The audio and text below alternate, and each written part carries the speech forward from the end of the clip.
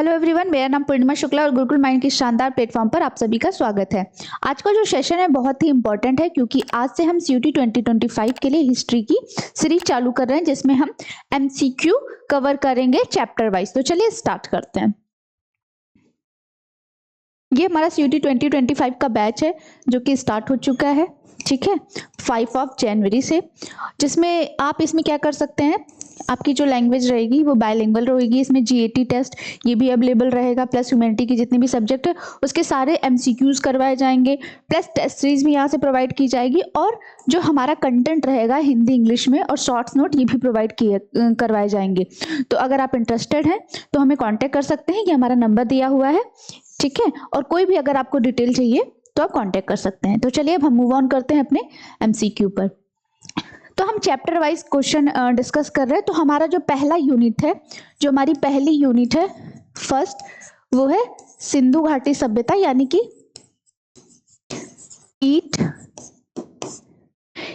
ईंटे, मनके और अस्थिया। तो वही हमारा चैप्टर सीयूटी ने डिफाइन किया, उसी के अकॉर्डिंग हम क्वेश्चन करेंगे। लेकिन पहले हम सिंधु घाटी सभ्यता के बारे में थोड़ा सा थोड़ी सी थ्योरी जान लेते हैं कि सिंधु घाटी सभ्यता आखिर क्या है और इसकी क्या थ्योरी है।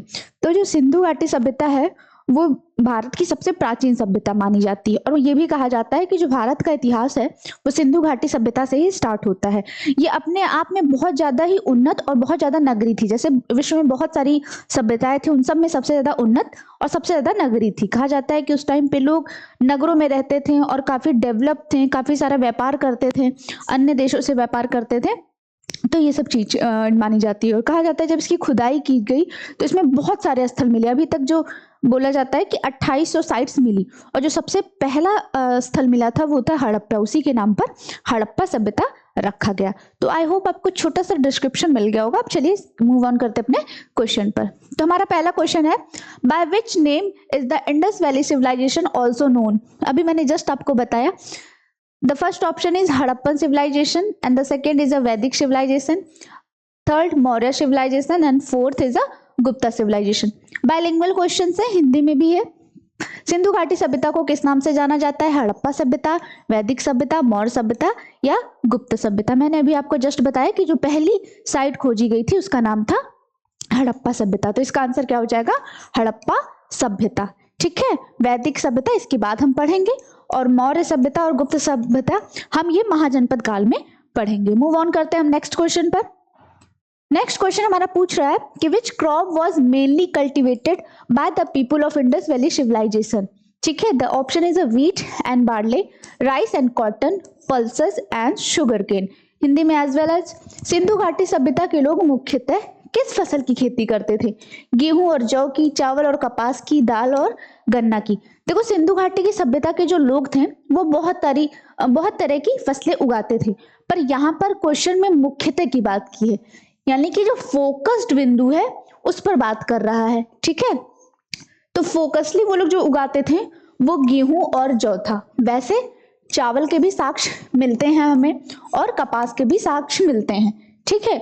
लेकिन जो मेन उनकी क्रॉप थी वो गेहूं और जौ थी। बाकी दाल और गन्ने का कोई ऐसा ज्यादा प्रमाण नहीं मिलता है।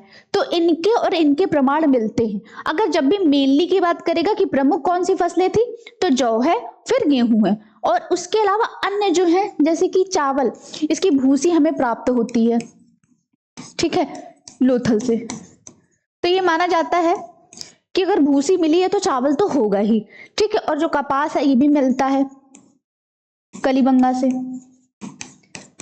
तो ये सब भी फसलें हैं, पर ज्यादातर जो फसल पाई गई है, मतलब ज्यादा अवशेष गेहूं और जौ के मिले हैं, ठीक। Move on next question. Next question is which material was generally used in houses in Harappan culture. कह रहा है कि जो हड़प्पा सभ्यता में, हड़प्पा संस्कृति में घरों में आमतौर पे किस चीज का उपयोग किया जाता था। तो जो घर बनाए जाते थे वो काफी डेवलप्ड होते थे और काफी सुसज्जित घर उनके होते थे, इतने व्यवस्थित होते थे कि उस टाइम के दौरान भी 90 डिग्री का एंगल बनता था, और ग्रिड पद्धति का वो लोग यूज करते थे। मान लीजिए कि अगर ये घरें हैं तो बीच में वो प्रॉपर रास्ता और जो भी रहता था आने जाने का वो प्रॉपर बना रहता था, इतना सिस्टमैटिक वे था, ठीक है। अब तो तब भी हम लोग को लगता है कि अब एडवांस हो रहे हैं, अब ये पद्धति आई, पर 3300 ईस्वी में सोचिए 3300 BC में लोग ये यूज कर रहे थे ग्रिड पद्धति, तो सोचो ये अपने आप में कितनी एडवांस रही होगी।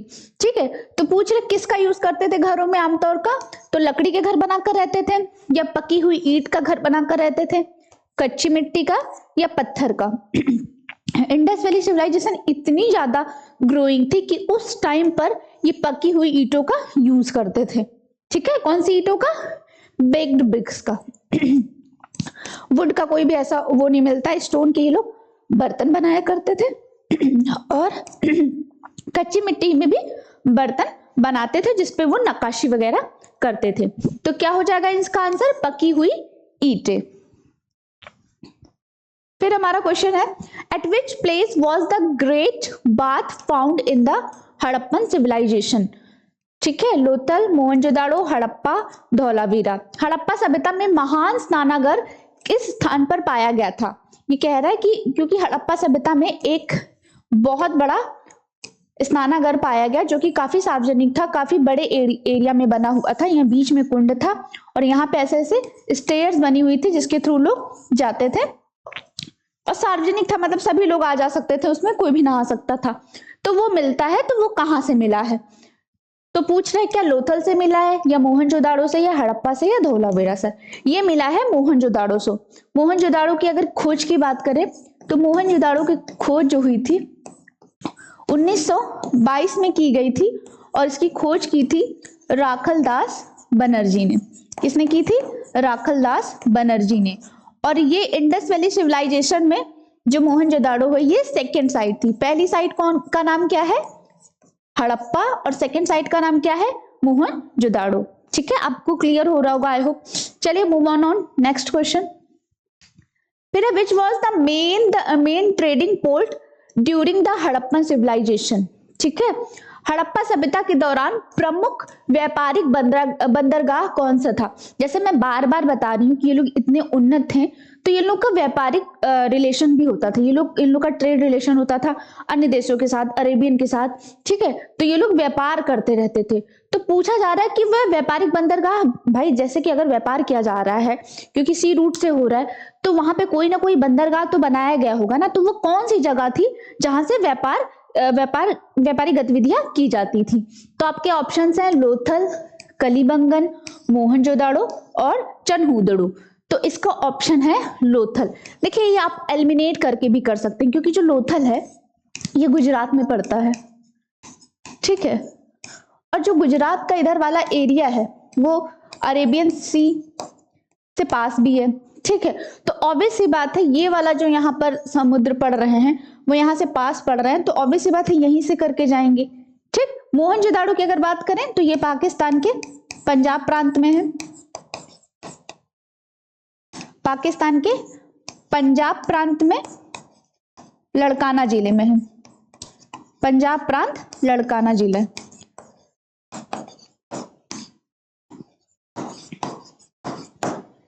ठीक, तो क्या इसका आंसर हो जाएगा? हो जाएगा इसका लोथल। आपको क्लियर हो गया होगा।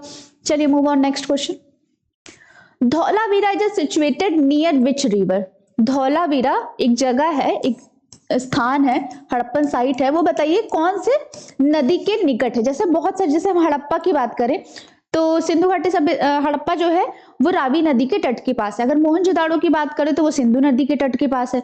तो उसी तरह पूछ रहा है कि जो धौलावीरा हड़प्पन वो है साइट है वो कौन सी नदी के पास है? आपके ऑप्शन है नर्मदा नदी, साबरमती नदी, घग्गर या हकरा, या सतलज। तो कौन सी नदी के पास है? धौलावीरा का जो एरिया पड़ता है वो थोड़ा राजस्थान के पास पड़ता है और जो घग्गर हकरा है ये नदी भी राजस्थान में ही है। तो इसका ऑप्शन क्या हो जाएगा? घग्गर हकरा नदी। ठीक है, तो क्या हो जाएगा? घग्गर हकरा नदी। नर्मदा नदी, साबरमती, सतलज नदी, ये सब इसका आंसर नहीं होगा। फिर है evidence of what has been found in Kalibangan? Kalibangan में किसका साक्ष्य मिला है? वुडन कॉफिन्स का, प्लग्ड फील्ड्स का, ग्रेट बाथ का, या स्टोन टूल्स का? यानी कि लकड़ी के ताबूत मिले हैं, या हल के खेत मिले हैं, या विशाल स्नानागार मिला है, या पत्थर के औजार मिले हैं? तो कालीबंगन, सबसे पहले हम कालीबंगन की बात अगर कर लें तो कालीबंगन ये जो है ये राजस्थान में है। ये कहाँ पर है ये साइट? ये राजस्थान में है। और इसका नाम कालीबंगन इसलिए पड़ा क्योंकि यहाँ पर काली चूड़ियां मिली थी। तो काली चूड़ियां मिलने की वजह से इसका नाम बंगा, जैसे बैंगल्स होता है उसी से बना है बंगा। तो Kali Kali bangles, black bangles मिलने की वजह से इसका नाम पड़ गया कालीबंगन। लेकिन इसके अलावा कालीबंगन से और भी बहुत सारी चीज मिलती हैं, जैसे हल्के खेत मिलते हैं, और मिलते हैं मटके मिलते हैं। मटके के अंदर हड्डियां मिलती हैं। मटके के अंदर ऊंट की हड्डियां मिलती हैं। भाई ऊंट की हड्डियां, तो ऊंट भी ज्यादातर राजस्थान में ही है, तो ऊंट की हड्डियां मिलती हैं। अब ऊंट की हड्डियां मिलती है, इससे ये देखा जाता है कि जो सिंधु घाटी सभ्यता के लोग थे वो तंत्र मंत्र विद्या भी जानते हैं, क्योंकि हम देखते हैं कि जो वहां पर मटके मिलते हैं, मटके के अंदर एक बड़ा मटका, उसके अंदर फिर एक छोटा मटका, और उसके अंदर ऊंट की हड्डियां मिलती हैं। तो इससे ये प्रमाण मिलता है कि सिंधु घाटी के लोग जो थे वो तंत्र मंत्र, काला जादू वगैरह भी जानते थे। ठीक है, अगर बात करें विशाल स्नानागार की, तो ये कहां पर है विशाल स्नानागार यानी ग्रेट बाथ? ये है मोहनजोदाड़ो में। ये मोहनजोदाड़ो में है। बात करें अगर वुड कॉफिन्स की यानी कि लकड़ी के ताबूत, तो लकड़ी के ताबूत हमें देखने को मिलते हैं लोथल में। और लोथल ही इकलौता ऐसा वो है साइट है हड़प्पा का जिसके दरवाजे और खिड़कियां जो होते हैं फ्रंट साइड, यानी कि जो रोड है, या मान लीजिए ये आपका घर है तो इस घर पे जो रोड है उसके फ्रंट में खुलते हैं। पर सिंधु घाटी सभ्यता में एक चीज है, हर साइट में जितने भी घर है सब में दरवाजे और खिड़कियां पीछे की तरफ खुलते हैं, एक्सेप्शन सिर्फ लोथल है। और लोथल में ही सिर्फ लकड़ी के ताबूत और दफनाई हुई जो बॉडीज हुए वो यहां से मिलता है। फिर अगर बात करें पत्थर के औजार, तो ये मिलते हैं हड़प्पा से। हड़प्पा से भी कुछ कुछ मिलते हैं और कुछ मोहनजोदाड़ो से भी मिलते हैं। ठीक, चलिए move on next question. Which was the main grain of Indus valley civilization? Repeat हो गया क्या?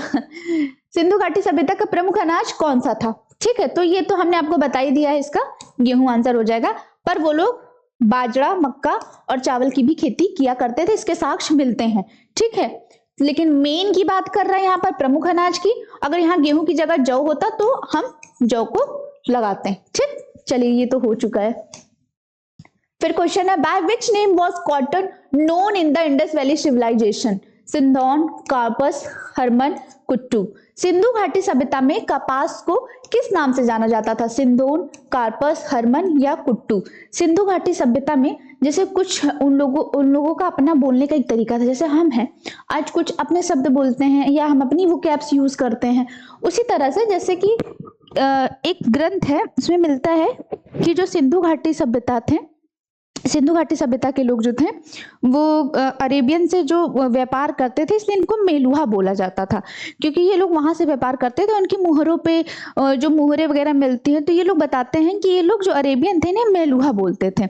उसी तरीके से सिंधु घाटी जो लोग थे कपास को जैसे हम कपास बोलते हैं, पर हमें साक्ष्य मिलते हैं तो हम उसको बोल देते हैं कि भाई वो कपास है, पर एक्चुअल में वो लोग क्या बोलते थे, जो डिस्क्रिप्शन मिलता है वो पूरी तरीके से कपास का है, वो लोग बोलते थे सिंधौन। क्या बोलते थे? सिंधौन। ठीक, तो सिंधु घाटी सभ्यता के लोग कपास को क्या बोलते थे? सिंधौन।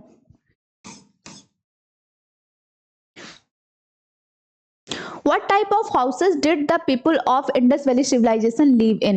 Wooden house, mud house, house made of baked bricks, stone houses. Sindhu घाटी सभ्यता के लोग किस प्रकार के मकानों में रहते थे? लकड़ी के मकान में, मिट्टी के मकान में, पकी हुई ईंटों के मकान में या पत्थर के मकान में? देखिए ये क्वेश्चन थोड़ा सा जैसे हमने पहले भी कराया कि वो लोग किस तरीके का यूज करते थे, है ना, घर बनाने के लिए, तो भी उसका आंसर क्या था? Baked bricks. बट क्वेश्चन को कभी कभी घुमा कर पूछ दिया जाता है तो भी लोग आंसर नहीं कर पाते, इसीलिए मैंने इस क्वेश्चन को थोड़ा सा मॉडिफाई करके बताया है। तो आंसर अभी भी यही है कि पक्की हुई ईंटों का मकान ये लोग यूज करते हैं। पर क्या है क्वेश्चन की कभी कभी लैंग्वेज चेंज हो जाने की वजह से बच्चे कंफ्यूज हो जाते हैं, इसलिए मैंने उसको थोड़ी सी लैंग्वेज चेंज करके दिया है। तो सिंधु घाटी सभ्यता के लोग किस प्रकार के मकानों में रहते थे? वो लोग पकी हुई ईंटों के मकान में रहते थे। ठीक है, डबल मंजिला घर होते थे उनके। ठीक है, और उनके यहाँ डबल मंजिला घर तो होते ही थे, पक्की ईंटें होती थी, रोडें होती थी चौड़ी चौड़ी, सब कुछ होता था। ड्रेनेज सिस्टम बहुत ही अच्छा था वहां पर। ड्रेनेज सिस्टम जो था वो इतना बढ़िया था, सोचिए तब के लोग जो थे ड्रेनेज सिस्टम के लिए इतने अवेयर थे कि जो नालियां होती थी वो जाकर एक बड़े नाले से मिलती थी, और उस बड़े नाले पर एक प्रॉपर पत्थर रखा जाता था, जैसे कि अगर कोई भी मान लीजिए कि बीमारी ना फैले, तो कितने वो लोग अवेयर थे। ठीक, फिर हम बात करें evidence of which industry has been found in Lothal. Lothal में क्या मिलता है? लोथल में किस उद्योग का साक्ष्य मिलता है? कपड़ा उद्योग, मोती उद्योग, जहाज निर्माण या धातु उद्योग? तो पूछ रहा है कि भैया क्या मिलता था लोथल में। तो लोथल में बताइए, आप गेस करिए क्या मिल सकता है। कुछ चीजें जो है ना, जैसे कुछ आंसर जो है वो हमारे आईक्यू पर डिपेंड करता है, वो अगर आपने थोड़ा सा अपना सेंस यूज कर लिया तो उसका आंसर कर ले सकते हैं। वैसे तो लोथल में जहाज निर्माण का कार्य भी हुआ करता था, पर अगर मेन कार्य की बात करें या ज्यादा पैमाने पे बात करें तो वो मोती उद्योग का कार्य होता है, क्योंकि वहां लोथल से ही हमें शीप, मनके और मोती के काफी साक्ष्य मिलते हैं। पर वहां पर जहाज के भी कुछ जो मिलते हैं कि जहाज बनाया जाता था, पोत वगैरह वो भी मिलते हैं, उसके भी प्रमाण मिलते हैं। पर अगर अगर ये ऑप्शन नहीं दिया हो, ये दिया हो, ये दिया हो, और यहाँ पर मान लीजिए कोई और ऑप्शन दे दिया हो, यहाँ पर दे दिया हो हाथी दांत, तो उस टाइम पर तो आप ये लगाएंगे आप ऑप्शन जहाज निर्माण। पर अगर जहाज निर्माण और मोती उद्योग दोनों दिया हो तो उस टाइम पर आपको मोती उद्योग लगाना है, क्योंकि ये बड़े पैमाने पर किया जाता था और ये काफी छोटे पैमाने पे था। ठीक, आई होप क्लियर हो रहा होगा आपको। फिर नेक्स्ट क्वेश्चन है, what is the meaning of Mohenjodaro. ठीक है, मोहनजोदाड़ो का अर्थ क्या है? पहला है great mountain, mount of the dead, city of God, scaled land. ठीक, तो इसका अर्थ होता है मोहनजोदाड़ो का मृतकों का टीला, क्योंकि मोहनजोदाड़ो से बहुत ज्यादा शवाधान मिलते हैं और ये माना जाता है कि यहाँ पर इतनी ज्यादा बहुत सारी बोन्स वगैरह मिलती है, तो ये माना जाता है कंकाल दंत वगैरह, इसीलिए उसका नाम रख दिया गया मृतकों का टीला। ठीक, which metal was use more in Harappan civilization. ठीक है, हड़प्पा सभ्यता में किस धातु का उपयोग अधिक होता था? ठीक, तो हड़प्पा सभ्यता जो है उसको कांस्य युगीन के युग में रखा ही जाता है, तो ऑब्वियस सी बात है किसका यूज करते थे वो लोग? कांस्य का, यानी कि ब्रॉन्ज का। और हमें वहां पर जो ब्रॉन्ज कांस्य की नर्तकी की मूर्ति भी मिलती है। ठीक है, वो कहां से मिलती है? मोहनजोदाड़ो से, मोहनजोदाड़ो से। तो ये भी वो हमारे पास प्रूफ है। इसके अलावा भी बहुत सारे बर्तन, बहुत सारे ऑर्नामेंट्स भी बनते थे कांस्य से, तो इसके भी है। बाकी चांदी सोना ये लोग पहले थोड़ा बड़ा यूज करते थे। लोहा की बात करें तो इसका तो यूज वैदिक युग में हुआ है, इसका शुभारंभ वैदिक युग में हुआ है।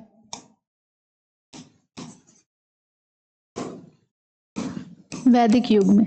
ठीक, तो हड़प्पा सभ्यता में किस धातु का उपयोग अधिक होता था? कांस्य का। फिर next question, which metal was used more in Harappan civilization. Sorry, ये गलत हो गया, सेम हो गया। मोहनजोदाड़ो से मिली प्रसिद्ध मूर्ति कौन है? तो मोहनजोदाड़ो से देखो बहुत सारी चीजें मिली हैं। ठीक है, पुजारी की मूर्ति, ये पुजारी की नहीं है, एक तरीके से योग मुद्रा में मिली है मूर्ति, तो वो पुजारी की मूर्ति कह सकते हैं, पर वो प्रॉपर पुजारी की मूर्ति नहीं है। ठीक है, बात है पशुपति की मूर्ति, तो ये मूर्ति नहीं है, ये मुहर है। ठीक, हाथी की मूर्ति नहीं है, हाथी के दांत मिलते हैं, वो भी यहां से नहीं मिला है, मोहनजोदाड़ो से नहीं मिला है। तो मोहनजोदाड़ो से मिला है नर्तकी की मूर्ति, जो कि मैंने भी आपको जस्ट पहले बताया था कि नर्तकी की मूर्ति जो कि किसकी है?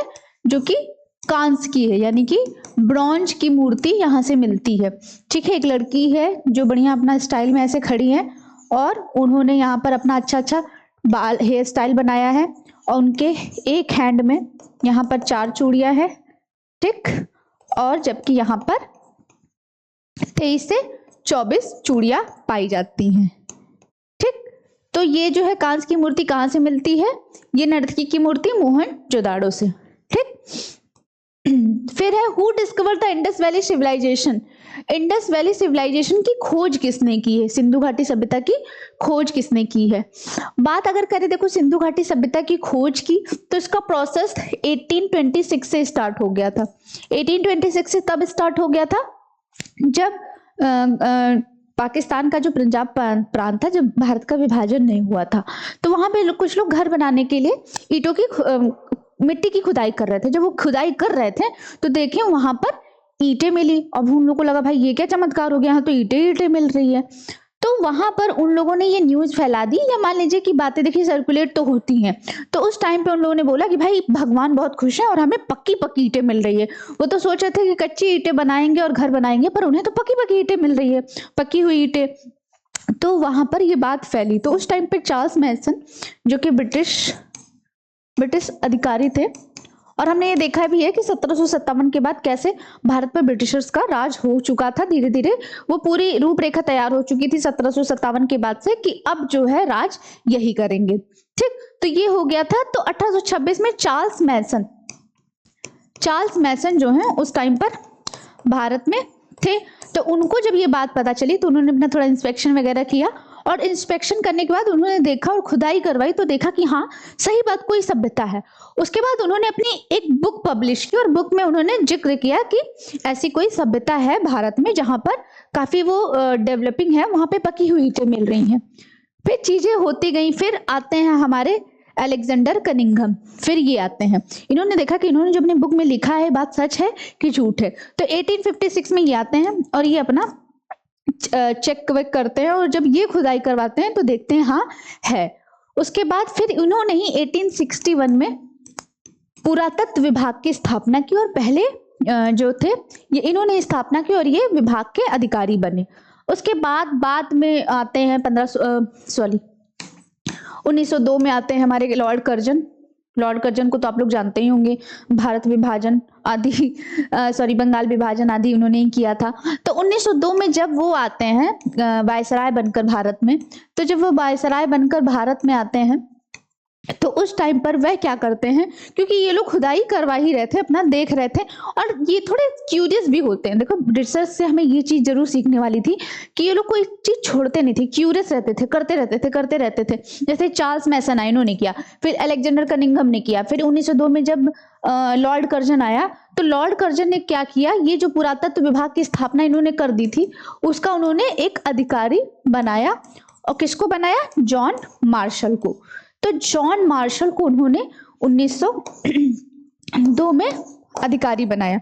अब 1902 से ये भी अपना काम करना स्टार्ट कर दिया, और 1920-21 में इन्होंने एक टीम तैयार की और उन्होंने देखा कि खुदाई उदाई करवाई। तो उसी में 1921 में हड़प्पा की खोज दयाराम साहनी ने की है, और तब उस सभ्यता का, अच्छा देखो खोज काफी लोग ने कर ली है ना, चार्ल्स मैसन ने भी, अलेक्जेंडर कनिंघम ने भी की, पर सिंधु घाटी सभ्यता का जो नाम दिया गया वो जॉन मार्शल ने दिया गया है। इसीलिए कहा जाता है जो खोजकर्ता का श्रेय है वो इन्हें ही दिया जाता है। अगर यही यहाँ पर सिंधु घाटी की जगह हड़प्पा की सिर्फ हड़प्पा लिखा होता तो ये हड़प्पा जो है वो हड़प्पा का श्रेय किसको जाएगा? दयाराम साहनी को। ठीक, दयाराम साहनी को। और अगर सिंधु घाटी सभ्यता की बात करें, क्योंकि नामकरण ही इन्होंने किया है, किसने? जॉन मार्शल ने। तुम्हारा आंसर क्या हो जाएगा? John Marshall. एक बार फिर से क्वेश्चन को पढ़ लेते हैं, शायद आप लोगों को कंफ्यूजन हो गया होगा। सिंधु घाटी सभ्यता की खोज किसने की थी? तो अलेक्जेंडर कनिंघम ने इंस्पेक्शन किया पर नाम वाम नहीं दिया। राखल दास बनर्जी ने तो मोहनजोदाड़ो की है ना, इन्होंने मोहनजोदाड़ो की है। बात करें दयाराम साहनी की तो मैं बता ही चुकी हूँ कि इन्होंने हड़प्पा की है। तो पूरी तरीके से फुल फ्लैज में जिसने काम किया वो थे जॉन मार्शल, और इन्होंने ही सिंधु घाटी सभ्यता का नाम रखा था। ठीक, clear? The Harappa civilization called Harappan culture due to, ठीक है, हड़प्पा सभ्यता को हड़प्पा संस्कृति क्यों कहा जाता है? Group of object found in distinct geographical area, it found only in the Indian parts of area, a river comes from Harappa, none of the above. अलग अलग भौगोलिक क्षेत्रों में पाई जाने वाली वस्तुओं का समूह, यह केवल भारतीय क्षेत्र के कुछ हिस्सों में पाया जाता है।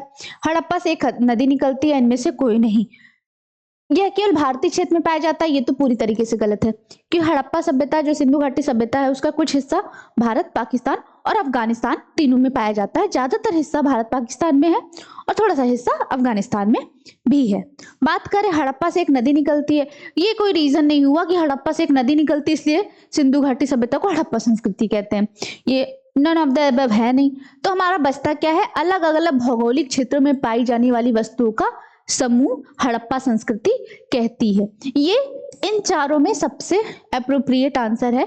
एक्चुअल में ये भी कोई अप्रोप्रिएट आंसर नहीं है, इसका आंसर तो और भी होना चाहिए कि सिंधु घाटी सभ्यता को हड़प्पा सभ्यता इसलिए कहा जाता है कि सिंधु घाटी सभ्यता में पहली बार जब कोई खुदाई की गई तो वो हड़प्पा सभ्यता, तो सबसे ज्यादा जो साक्ष्य मिलते हैं वो हड़प्पा स्थल से मिलते हैं। पर इन चारों में सबसे अप्रोप्रिएट यही है, तो हम यही मानेंगे कि अलग अलग भौगोलिक क्षेत्रों में पाई जाने वाली वस्तुओं का समूह वो क्या हो जाएगा, हड़प्पा संस्कृति इसलिए कहा जाता है। ठीक, फिर है which type of writing system was used by the people of Indus valley civilization. Sanskrit script, pictographic script, Devanagari script, Persian script. Indus valley सभ्यता के लोग किस प्रकार की लेखन प्रणाली का उपयोग करते थे, संस्कृत लिपि का, चित्रलेखन का, देवनागरी लिपि का या फारसी लिपि का। बात करें अगर हम इंडस वैली सिविलाइजेशन के लोग जो थे वो ज्यादातर यूज करते थे चित्रलेखन की, यानी कि वो भाव चित्रात्मक लिपि का यूज करते थे।